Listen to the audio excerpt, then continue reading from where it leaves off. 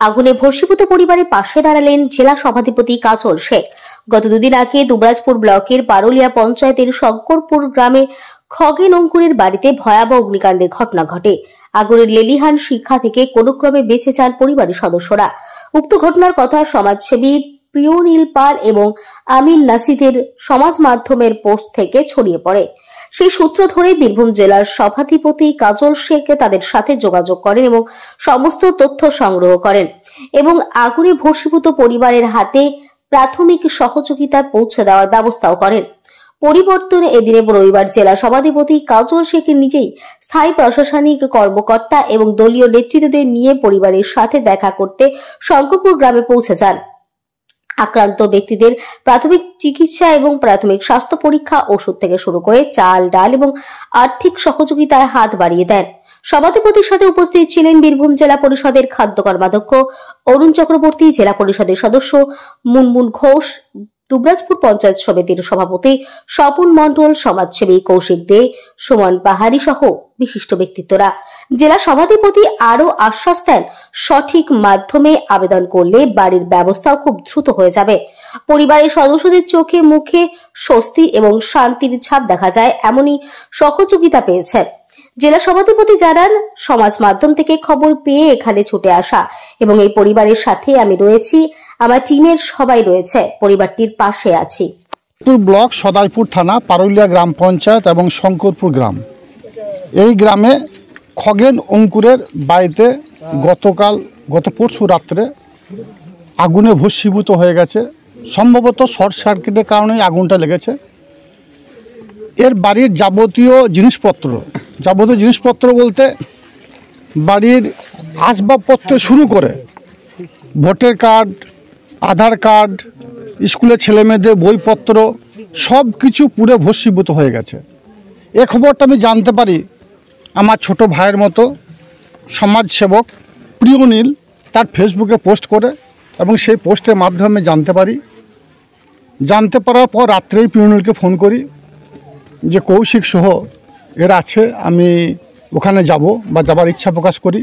ওরা বলে ঠিক আছে আমরা থাকব।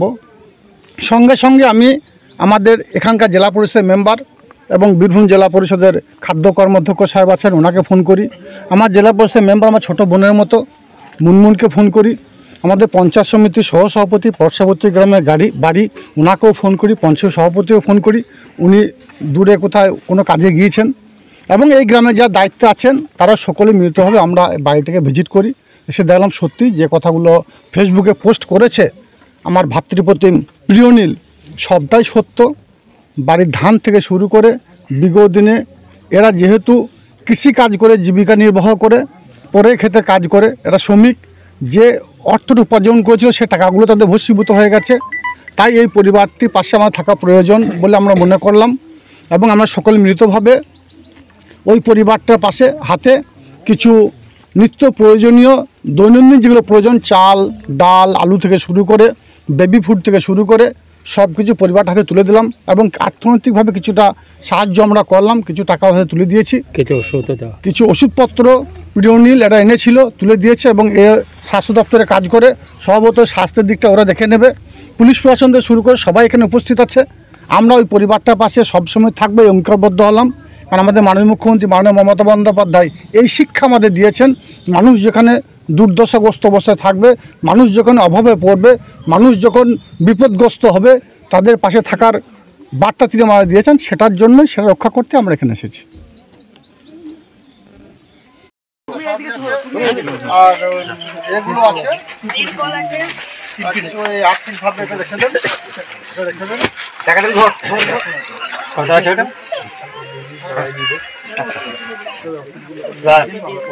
সভাধিপতি বীরভূম জেলা পরিষদের কাজল শেখ ওষুধপত্রগুলো নিয়ে এসেছে তোমাদের বাচ্চাদের জন্য, এগুলো রাখো। বাকি কোনো সাইডে কোনো অসুস্থ যদি থাকে সেগুলো আমাদের ছেলেরা রেখে দেবে। আর ব্যাপারটা হচ্ছে কালকে আমি বুঝতে পারলাম প্রিয়নীল তোমার ছোটো ভাইয়ের মতো সোশ্যাল মিডিয়ায় এই সোশ্যাল ওয়ার্কার হিসাবে থাকে প্রিয়নীল।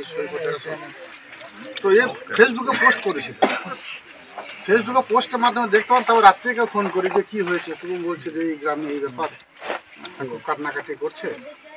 যদিও গ্রামে আমাদের দায়িত্বে যারা আছে তারা সবাই হেল্প করেছে, তবু বললাম তবু একবার যাই, এখন এই টাইপের ব্যাপার। সেই জন্য আমার এটা জেলা পরিষদ আমাদের কর্মাধ্যক্ষ সাহেব আছেন, আমার জেলা পরিষদের মেম্বার আছেন, পঞ্চায়েত সমিতির সহসভাপতি, আমরা সবই ছিলাম, আমরা এরিয়ার মানুষ, প্লাস আমাদের এই যারা সোশ্যাল ওয়ার্কার সবসময়ের জন্য এই কাজটাকে যারা বেছে নিয়েছে, ব্রত হিসেবে নিয়েছে, তারা সবাই এসেছে, এরিয়ার গ্রামের মানুষরা আছে। আপনাদের পাশে আমরা সবাই আছি, আমাদের মাননীয় মুখ্যমন্ত্রী মাননীয় মমতা বন্দ্যোপাধ্যায় আমাদের পাশে আছে, আমরা সবাই আছি, প্লাস মুখ্যমন্ত্রী আমাদের পাশে আছেন, তার জন্যই আমাদের এখানে আসা, আপনাদেরকে হেল্প করা মুখ্যমন্ত্রীর নির্দেশেই। তো আমাদের সবাই আমাদের পাশে আছি, আমরা চিন্তা করবেন না।